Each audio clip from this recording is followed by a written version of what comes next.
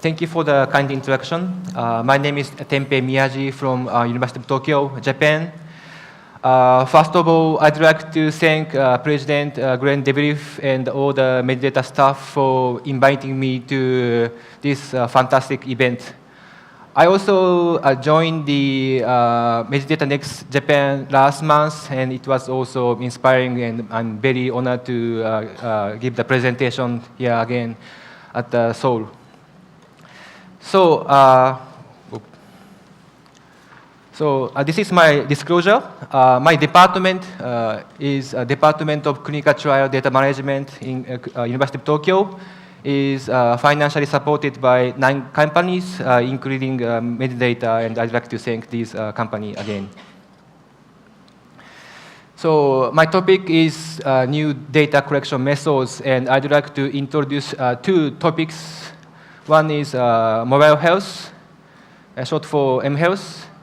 Another is eConsent. And I'm going to give the brief concept and benefit of using this technology in the clinical trials, followed by giving some case study that I'm involved in Japan. So let's start with mHealth. I'd like to give the definition of the mHealth first, and the above definition is given by the NIH consensus group in United States, and it says mHealth is the use of a mobile and wireless device to improve health outcomes, health service, and health researches. So mHealth actually refers to the technologies, and the data gathered from the mHealth called PGHD, patient-generated health data. And you might be familiar with the word PRO, patient-reported outcomes. And patient-reported outcomes has a little bit narrower meaning, which is patient report their symptom or QOL. But this PGHD also include not only reporting, but also creating automatically generated and gather. So it has a broader meaning. And so we have to distinguish the PGHD and the PRO a bit. And here's some example of the mHealth technologies. And I cited the source from the SCDM white paper on the ethos in clinical research. So there's a broad range of mHealth technologies, and one of the famous one is the wearables, like Apple Watch, and not included the watch, also the patches or glasses or clothes. That the things you can wear is called wearables, and it's the most popular one among the mHealth. And all the other technology is, if it's used in the health research or health outcome, it can be called as mHealth. For example, portable game consoles may be used as assessing cognitive function or relax measurement. Like camera can be used as a diagnosis of the dermatology or autism screening. And mobile computers or application is also a famous one, and it usually has a function of recording the symptoms or quality of life, and that data can be shared by the medical professionals. This graph shows the market size of the wearable. It's also including not only the mHealth, but it's included all kind of the wearables, and the population is 120 million in 2016, but it is projected to increase growth up to 400 million in 2020. Also, the market size is 14 billion in 2016, but going to grow up to 34 billions. Again, the watches and this wristband type of the devices are most popular one. So using these MHS technologies in clinical research brings a big benefit, both to patients and also clinical trial itself. I'm not going to go through all the points, but for the patient benefits, I think patient can increase the opportunity to access their own data in real time. And another big point is patient can reduce their hospital visit, and that may lead to reduce the trial cost, also can reduce the patient burden. On the clinical trial side, I think the biggest benefit is the investigator can concentrate on their interventional practice. Usually, investigator need to do the intervention, also the data entry. But if you use this technology, investigator doesn't need to do the data entry, or they don't need to reply for the queries and stuff. So it's very efficient and can reduce the investigator's burden too. So now I'm going to introduce the case study that I involved in Japan, and that is a feasibility study of collecting patient-generated health data using mobile health. Also, we use Medidata RAVE, Medidata Patient Cloud, and Sensor Link to collect the data and do the monitorings. So we have done this trial with the group of the pharmacists and the oncologists in Japan, in Tokyo. And we set up 3 objectives for this research. First objective is more from a clinical point of view, that investigate whether patient can wear these wearables during in the clinical research settings. And second objective is more from outcome research perspective. Even though we collect the PGHD data, the interpretation is very hard because we don't have the previous research. So we try to explore the correlation between the PGHD and the existing outcome measures, such as patient-reported outcomes. Third objectives from the data management perspective, because we don't have experience on using devices and collecting this data, we'd like to consider the methodology of handling PGHD in clinical research settings. So the devices we use for this research is from Garmin and called BeFit 3. And this devices has an accelerometer inside the devices, and we can detect the movement. And this movement will be calculated into the steps. And the length of one steps is calculated by the patient profile, like height, weight, age, gender, and the one step is automatically calculated. And these steps and the number of steps will lead to the distance travel. Also, we can measure the calorie burn. And basal metabolic is calculated from the user profile. Plus, the calorie burned is calculated based on the patient profile and the distance the patient moved. Also, we can monitor the sleep time and periods using similar algorithms. This is the schema of the study, and it's very simple because of the feasibility study. We ask patient to wear the wearable device day before the initiation of the chemotherapy, and ask them to wear for 28 days continuously. And also, we ask synchronize the data from device to the mobile apps. Also, we ask to assess the sleeping behavior every day to the patient diary. And after 28 days, we again ask the post-assessment using the ePRO.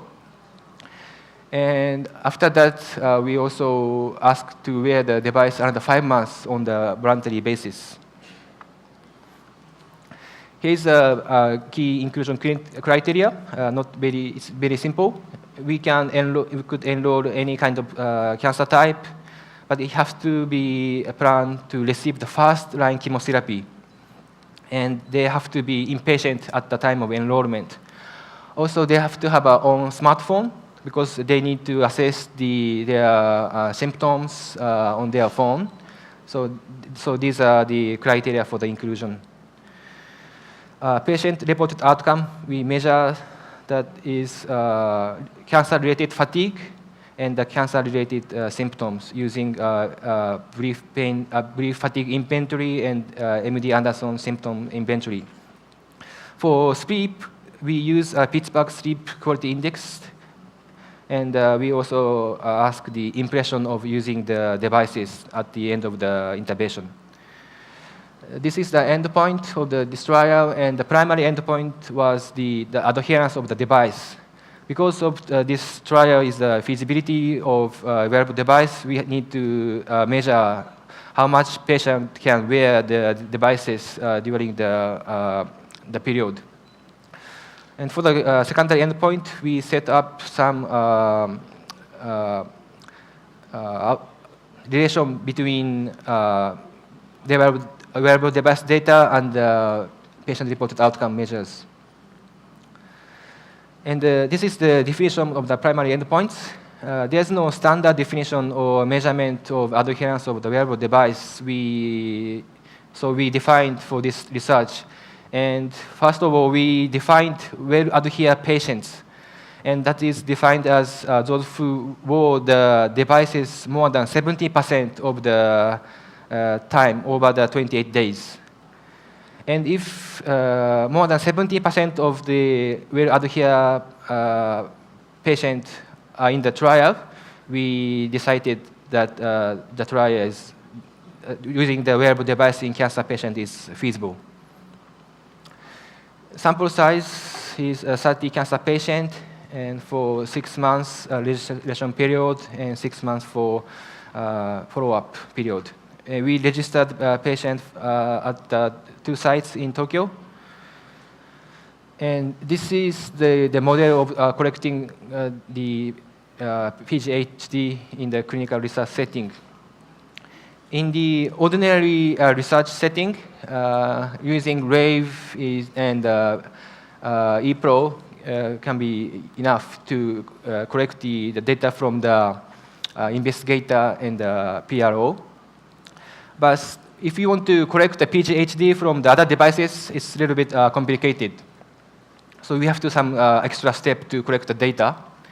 Usually, the device, the PGHD in the device is only synchronized to the mobile apps on the patient's smartphone and only stored in the Garmin server.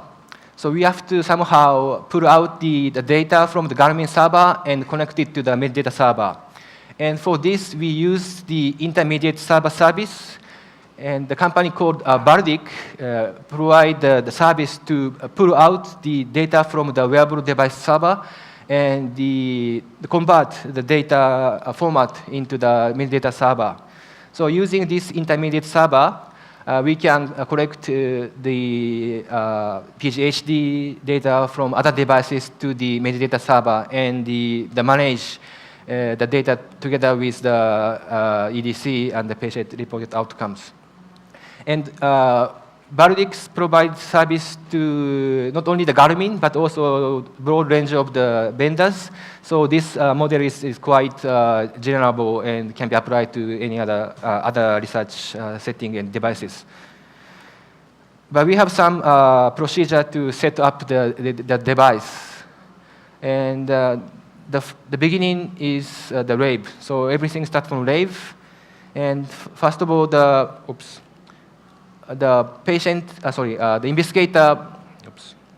investigator enroll the patient on the RAVE, then create the activation code on the patient cloud registration. Then the procedure moves to the patient side, and patient needed to download their Garmin application on their smartphone, and they need to create account and enter the basic information like name, email address, password, also their personal information like height, weight, and age, and so on. Then after that, patient need to synchronize the device and Garmin application. Then at this stage, Garmin device and the application is connected. Next, then patient need to install the Medidata ePRO application on their smartphone, and similarly create account. During the account creation, they need to also enter the activation code of the ePRO. Then it can be connected with the ID with RAVE, the ID created with the RAVE. Also, they need to enter the Garmin account information on the RAVE, on the account, so that Garmin data also will be connected to the Medidata system. Then the processing is completed, but the investigator still need to confirm whether the processing is successful or not. So investigator need to go to the patient cloud registry and check whether the account, the ePRO account is activated, and they need to also see the synchronization is successful on the sensor link dashboard. This sensor link dashboard can do the monitoring of the status of the synchronization data of the devices. Also, we need to do the migration of the instrument from a paper-based to the electronic form. And so when we use the ePRO, we have to do this step with some requirement. And we follow the ISOPOL guidance, including the cognitive interview and the usability test. Also, we get permission from the developer by sending the screen capture to the investigators. Here comes the result. The enrollment is very fast, and we done it in 5 months. And we screened 55 patients, and 25 patients didn't include it due to the smartphone issues. Then we enrolled 30 patients as we planned, but one patient died during the intervention. This is because of the progression of the disease, not because of the devices. But we censored this data and included it in the data analysis. Here is the patient background. The average age was around 58 years old. 70% were male, and major cancer type were gastric and lung cancer. And half of the patients were recurrent or metastatic, so half of the patients were advanced stage of the cancer. And here is the result of the primary endpoint. And first of all, the setting device was only 70%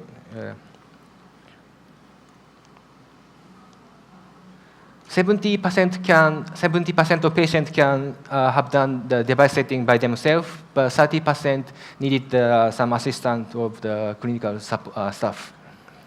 And the well-adhered patients were 27 patients, and proportion was 90%, and the lower limit of the 95% confidence interval was above 70%, so it was statistically significant, and the study met primary endpoint positively.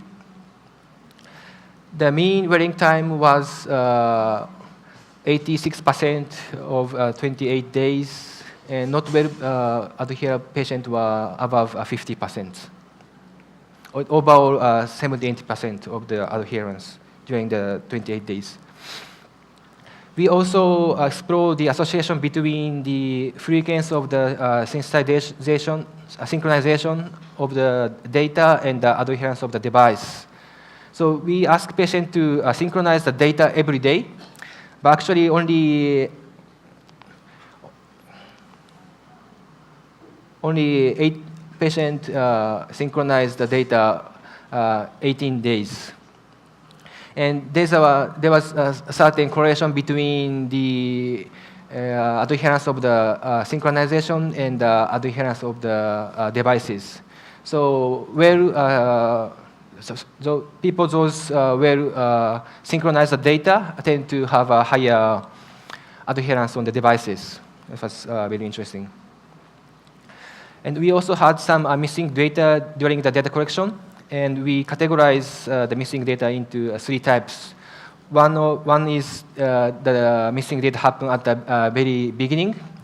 This is because a patient did not complete the initial settings before the initiation of the clinical initiation of the chemotherapy. So first a few hours of the data was missing at the beginning. Also, some patients missed the last period of the last days of the period because a patient did not synchronize the data and leave the trials. But these 2 type of missing data can be solved by the careful training and the monitoring of the patients. But we also had the missing data somewhere in the middle of the trial, and this was because of the device issue. And so application has version update in some time, but some version update didn't match with the Baltic side, so there was some miscommunication and some data was missed during the middle of the trials. So we have to be very careful about the application version update too. This is the result of the association between fatigue and physical activity, and we used brief fatigue inventory to assess the cancer fatigue, and this is composed of the 10 items, and higher score was fatigue, and we can calculate the global fatigue score from out of 9 items. So there was a weak correlation between baseline of the global fatigue score and average activities of 28 periods. And the patients doesn't have fatigue, the activities is varies. So some patient active and some patient not very active. But patients who was fatigued at the beginning of chemotherapy tend to have lower activities. So there's a correlation, and this result match with our hypothesis. Now we're going to discuss some results. So first of all, we have to think about the smartphone holdings proportions. This is the Japanese population smartphone holdings proportion. It's overall 64%, but only 36% above 60 years old. So we have to carefully choose which the target population to use this technology in the clinical research settings. And I tried to find the smartphone holdings proportion in Korea. I couldn't find the by generation, but I found the overall proportion, and which is very slightly higher than Japan. It's over 91%. So I think the Korea is a very good environment to use this technology in the clinical research settings. And the share is Samsung is higher than Apple's, and yeah.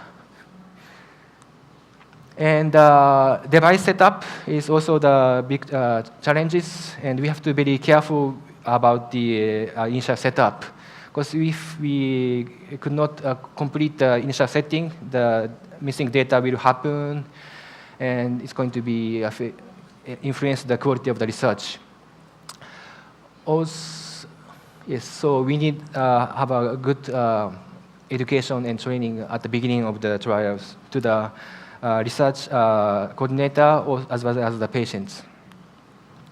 So here's the summary of our trial. So adherence of the wearable device in clinical patients, cancer patients was very good. So we confirmed the feasibility of using this technology in the clinical research settings. And there's a certain correlation between fatigue score and PGHD from the device. So this means in the future we can use this PGHD data in clinical research settings as maybe as a surrogate endpoint, but we need to further investigate it on the correlation and interpretation of this data. Also, we have to be careful with presettings, and training is important, and we need larger samples and long-time follow-up data for the further investigations. So now I'd like to move to the eConsent topic.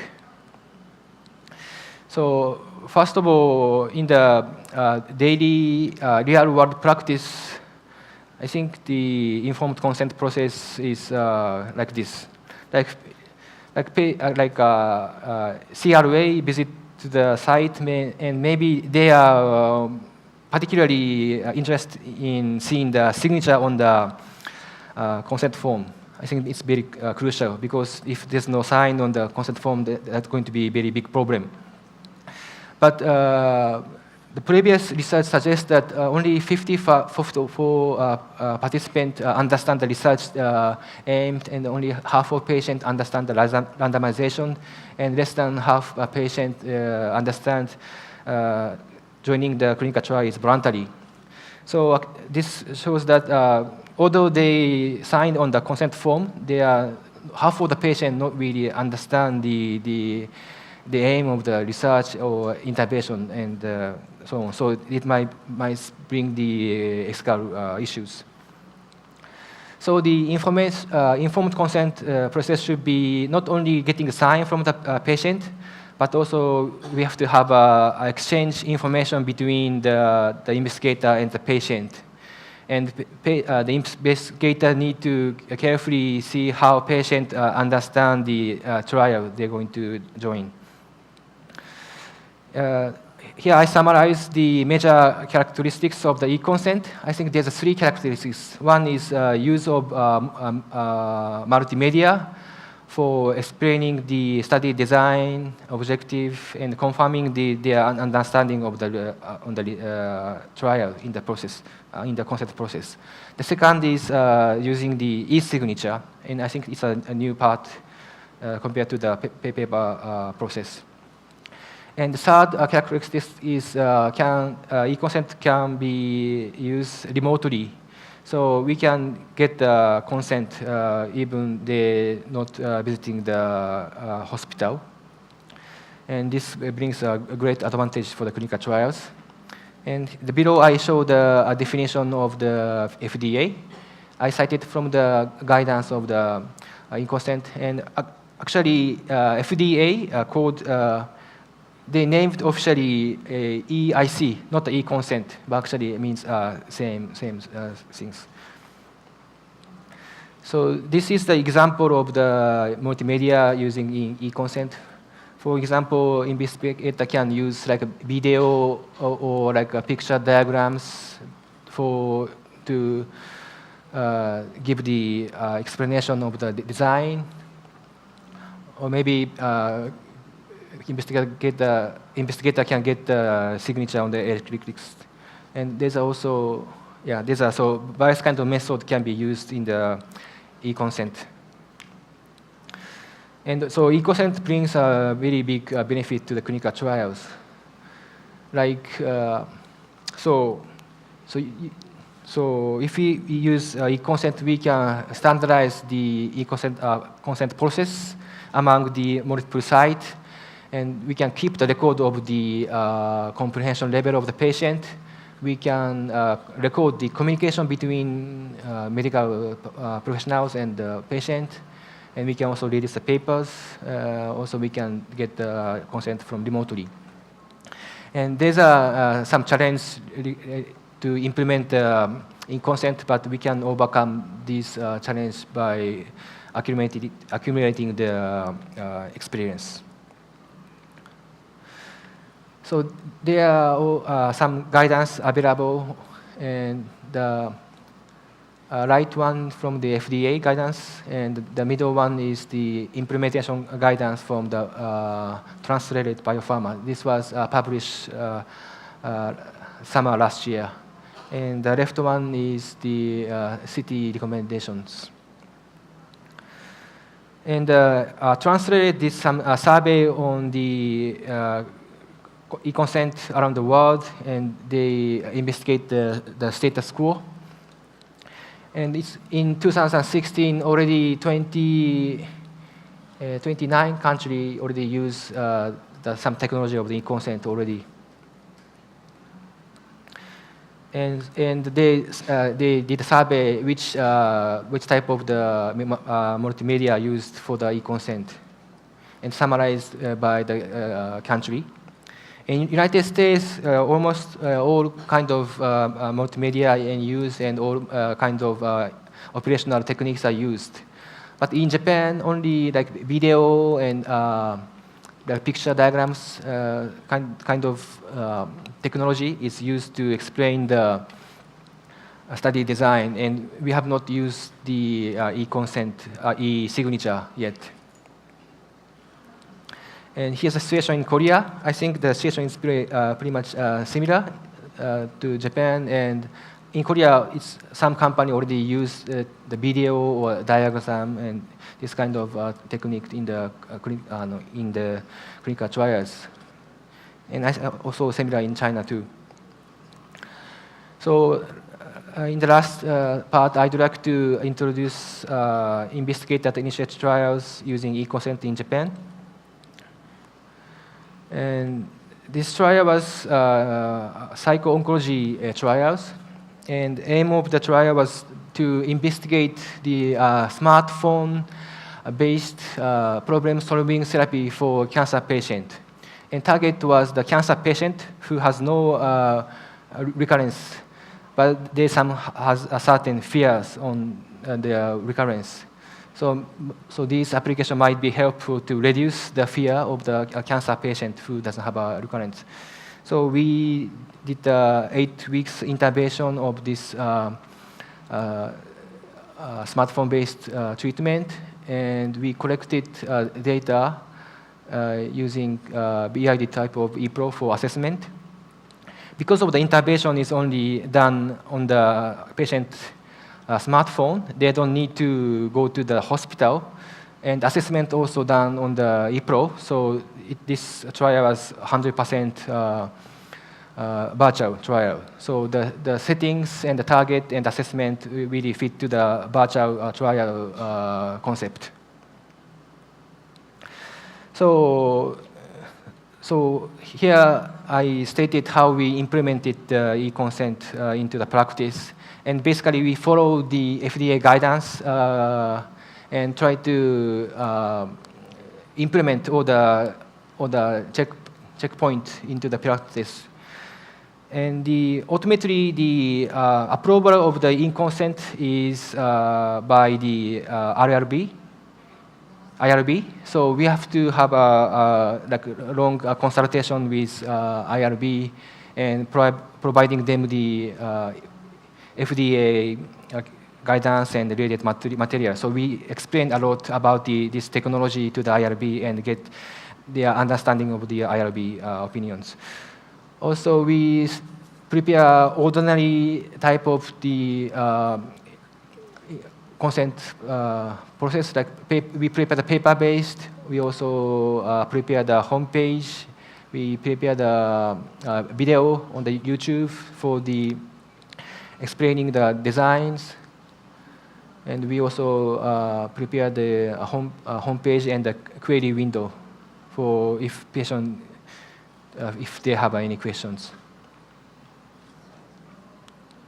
And this is actually a flow of the consent to participate in the study. First, we put the poster on the at the hospital, and this is only the advertise at the beginning. So patients see the poster, and if they interested in the trial, they access to the homepage, and the homepage providing the video and ICF, Q&A, and application form. So if patient read the informed consent and see the video and still interested to participate in the trial, they enter the application form, and then the study coordinator going to check the eligibility criteria and by giving the telephone. Once they check the eligibility, the coordinator asks the patient to enter the consent form. Also asked to upload the medical consultation ticket for the patient identifications. And FDA says patient identification can be done by providing the passport or driving license or like kind of ID, but we use this medical consultation ticket for identify the patient. Then patient did the baseline assessment, and according to the baseline score, patient are randomized to the interventional group and the control group.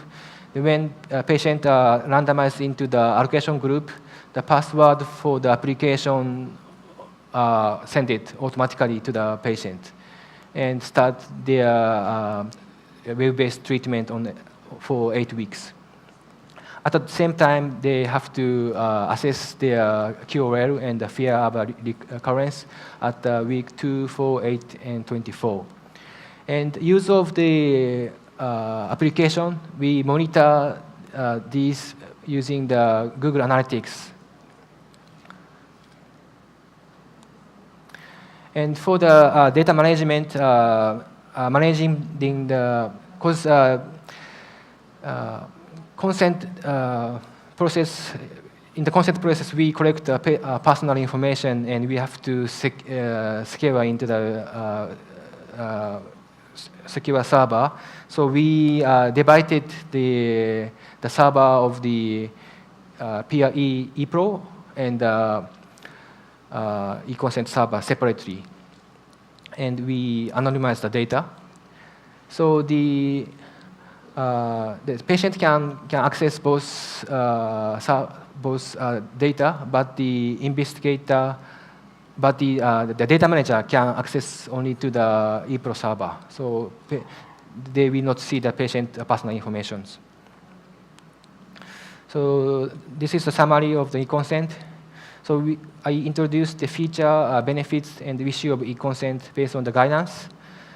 Although the efficiency, the use of eConsent can be used for getting the consent electronically, e-signature, but the attention should be paid more on the understanding of the trial.